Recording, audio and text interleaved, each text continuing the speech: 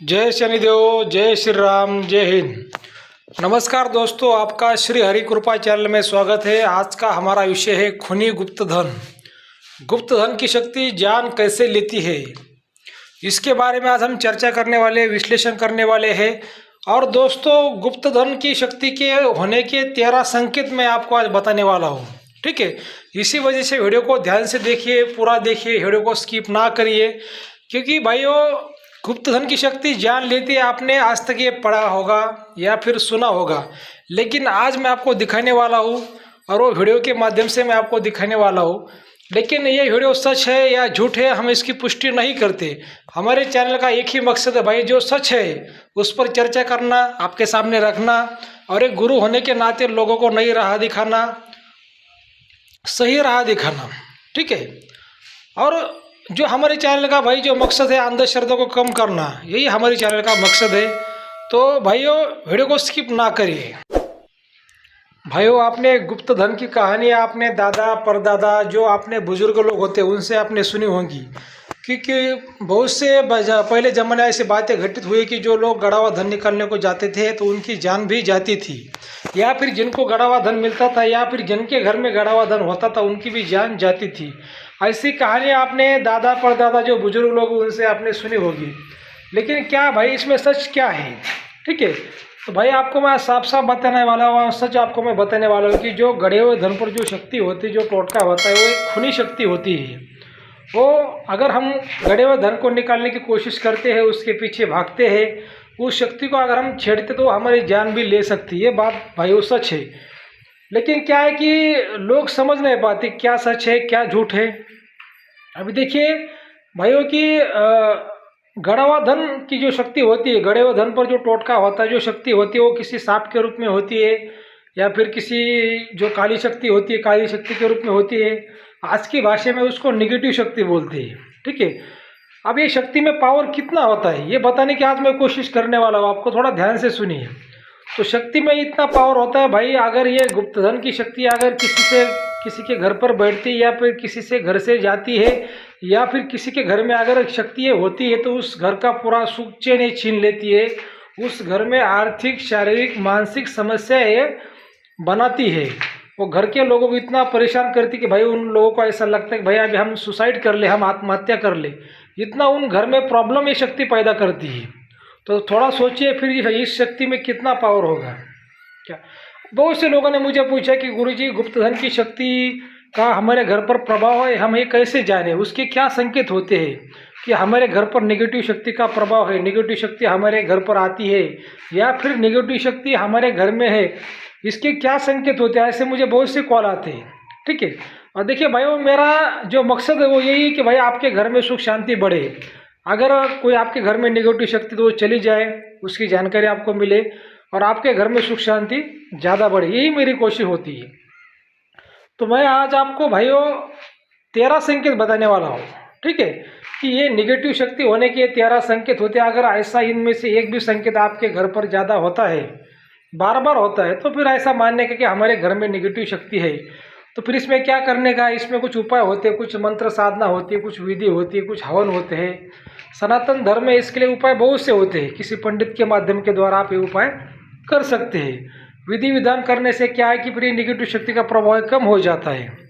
इसको पहले ज़माने में गुप्त शक्ति या फिर काली शक्ति इसको बोलते थे, लेकिन आज के ज़माने में, आज का थोड़ा साइंस का प्रभाव ज़्यादा होने के कारण आज के ज़माने में इसको नेगेटिव शक्ति बोलते हैं। तो ये कौन से 13 संकेत है भाइयों, थोड़ा ध्यान से आप सुनिए। भाइयों, जो पहला संकेत है नेगेटिव शक्ति होने का घर में, तो वो है सपनों में बार बार सांप आना। अगर किसी के सपनों में बार बार सांप आता है, और ऐसी घटनाएं कम से कम उसके साथ 2 साल, 3 साल, 5 साल, 10 साल से हो रही है, और उसके सपने में बार बार सांप आ रहा है, उसको सपने में सांप दिखाई दे रहा है, तो घर में गुप्त शक्ति मतलब नेगेटिव शक्ति होने का ये संकेत होता है। जो दूसरा संकेत होता है भाइयों, घर में सांप आना। ठीक है, घर में सांप आना, अगर किसी के घर में बार बार सांप आता है भाइयों, तो ये भी घर में गुप्त शक्ति मतलब नेगेटिव शक्ति होने का संकेत होता है। भाइयों, तीसरा संकेत है घर में सांप मरना। अगर किसी के घर में अपने आप ही सांप मरता है, तो ये भी नेगेटिव शक्ति का संकेत होता है कि भाई अपने घर में गुप्त शक्ति है। जो चौथा संकेत है भाइयों, घर में सांप मारना। अगर घर में किसी माध्यम के द्वारा सांप आता है और आप उस सांप को मारते हैं, आपके घर में आप सांप को मारते हैं, तो ये भी निगेटिव शक्ति मतलब गुप्त शक्ति होने का संकेत होता है। भाइयों जो पांचवा संकेत है, नाग नागिन का जोड़ा। अगर किसी जमीन में, खेत में, जंगल में, घर में आपको कहाँ पर भी नाग नागिन का जोड़ा आपको दिखता है, तो वहाँ पर भी गुप्त शक्ति, निगेटिव शक्ति होने का जो संकेत होता है। जो छठवां संकेत है भाइयों, घर पर बार बार कौवा बैठना। अगर आपके घर पर बार बार कौवा बैठता है तो ये भी घर पर निगेटिव शक्ति होने का संकेत होता है। सातवां जो संकेत है भाइयों, अगर आपके घर पर उल्लू बैठता है बार बार रात के समय में, तो ये भी गुप्त विद्या, गुप्त शक्ति का संकेत ये माना गया है। जो आठवां संकेत है भाइयों, घर में बिल्ली का रोना। अगर आपके घर में बार बार बिल्ली रोती है रात के समय में, ठीक है, खासकर रात के समय में अगर बार बार आपके घर पर बिल्ली रोती है, और वो भी अमावस्या या पूर्णिमा, चंद्र ग्रहण, सूर्य ग्रहण, ऐसे समय पर अगर बिल्ली रोती, तो फिर उस घर में गुप्त विद्या, गुप्त शक्ति, निगेटिव शक्ति होने का संकेत माना गया है। जो नवा संकेत है भाइयों, घर में कुत्ता रोना। ठीक है, अगर आपके घर में बार बार कुत्ता रोता है, या फिर जो आपका आंगन होता है वहाँ पर बार बार कुत्ता रोता है, तो ये भी गुप्त शक्ति होने का संकेत माना गया है। जो 10वां संकेत है भाइयों, घर में आवाज़ आना। अगर आपके घर में, आपको रात के समय में हो या फिर दिन के समय में हो, आपको अगर कोई अजीब सी आवाज़ आती है, ये आवाज़ कहाँ से आ रही है आपको पता नहीं, लेकिन अजीब सी आवाज़ आती है, ये भी गुप्त शक्ति होने का संकेत माना गया है। भाइयों 11वां जो संकेत है, घर में किसी के चलने की आवाज़ आना। ठीक है, जो अपना जो घर होता है, घर में हो चाहे घर का छत हो भाइयों, उस पर चलने की आवाज़ आना। ये अगर ऐसे रात के समय में ऐसी घटना बार बार होती है और आपको ऐसा लगता है कि आपके घर में कोई चल रहा है या फिर घर के ऊपर कोई चल रहा है, ये भी गुप्त शक्ति होने का संकेत माना गया है।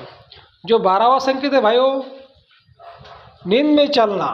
अगर किसी घर में कोई व्यक्ति नींद में बार बार चलता है, स्त्री हो या फिर पुरुष हो, कोई वो, अगर वो बार बार चलता है नींद में रात के समय में, खासकर 12 के 3 के बीच में, तो ये भी गुप्त शक्ति होने का उस जगह पर, उस घर में संकेत माना गया है। जो 13वां संकेत है भाइयों, सपनों में दांत को चबाना। अगर कोई व्यक्ति सपने में दांत को चबाता है, दांतों पर दांत घिसता है, तो उस घर में नेगेटिव शक्ति होने का संकेत माना गया है। तो भाइयों मैंने आपको ये 13 संकेत बताया है कि गुप्त शक्ति होने की। तो ये तो हो गए गुप्त शक्ति होने के, मतलब नेगेटिव शक्ति होने के संकेत। आपके घर पर अगर ऐसी कुछ संकेत होते हैं, ऐसी घटना घटित होती है, तो उस घर पर नेगेटिव शक्ति होने का संकेत होता है। तो ये नेगेटिव शक्ति क्या करती है भाइयों, जिस किसी घर में नेगेटिव शक्ति है उनका सारा सुख चैन ये शक्ति छीन लेती है। आदमी कितना भी काम करे, कितना भी व्यवसाय हो, बिजनेस हो, नौकरी हो, काम धंधा हो, जो भी हो, कितना भी पैसा कमाए, उस घर में पैसा बिल्कुल टिकता ही नहीं, उस घर में बिल्कुल सुख शांति रहती नहीं। घर में जो लोग होते हैं, घर के लोगों के अंदर ही अंदर वाद विवाद होते हैं, कोर्ट मैटर चलते रहते हैं। और क्या है कि आदमी आर्थिक रूप से भी परेशान होता है, मानसिक रूप से भी परेशान होता है और शारीरिक रूप से भी परेशान होता है। बार बार घर में बीमारी आना, घर में लोग बीमारी का, घर के लोगों का बीमारी में पैसा चला जाना, लोग बीमार रहना, ये इसके कुछ जो संकेत होते हैं घर पर नेगेटिव शक्ति होने के। जहाँ पर नेगेटिव शक्ति उस घर में ऐसे प्रॉब्लम में पैदा होते हैं। अभी नेगेटिव शक्ति होने के भी संकेत मैंने आपको बताए, उससे क्या नुकसान होता है ये भी मैंने आपको बताया। अभी भाई इसमें उपाय क्या करें, ये बहुत ही महत्वपूर्ण बात है। ठीक है, देखिए भाई जो नेगेटिव शक्ति होती है वो दैत्य शक्ति के अंतर्गत आती है। ठीक है, दैत्य शक्ति के अंतर्गत आती है। और क्या है कि जो दैत्य शक्ति होती है वो भगवान शिव के सामने नतमस्तक होती है। अगर आप भगवान शिव के मंत्रों का जाप करते हैं, भगवान शिव की पूजा करते हैं, आराधना करते हैं, तो दैत्य शक्ति जल्दी से जल्दी उसका जो प्रभाव होता है, नेगेटिव प्रभाव, वो कम कर देती है। ठीक है, अगर देना चाहे तो पॉजिटिव प्रभाव आपको नेगेटिव शक्ति मतलब देगी, नहीं तो आपके घर से चली जाएगी, फिर नहीं तो फिर उसका प्रभाव, नेगेटिव प्रभाव देना वो शक्ति बंद करेगी। ठीक है, तो इसका जो उपाय है कि भगवान शिव के मंत्रों का जाप, साधना, विधि भी आप कर सकते हैं। अगर आप नारायण के भक्त, आप नारायण की भक्ति से भी नेगेटिव शक्ति को आप कम कर सकते हैं। नारायण की भक्ति करने में भी कोई प्रॉब्लम नहीं है। लेकिन जो सनातन धर्म है, सनातन धर्म के जो मंत्र है, जो विधि है, जो आध्यात्म है, उसका ही सहारा आपको लेना पड़ता है भाइयों। और इसमें क्या कि अच्छे पंडित की, अच्छे तांत्रिक की भी आपको सलाह लेनी चाहिए, आपको मदद लेनी चाहिए। तो भाइयों देखिए, मैंने आपको जो सही राह दिखाने की मैंने कोशिश की इस वीडियो के माध्यम से, सच बात मैंने आपके सामने रखने की, सच बात पर विश्लेषण करने की कोशिश मैंने की है। अगर आपको सही लगता है कि भाई जो मैंने आपको जवाब दिया है ये सही है, ये सच्चा है, आपको अगर ये अच्छा लगता है, अच्छा लगा है, तो हमारे चैनल को आप सब्सक्राइब करिए, लाइक करिए, शेयर करिए और जोर से बोलिए जय शनिदेव, जय श्री राम, जय हिंद।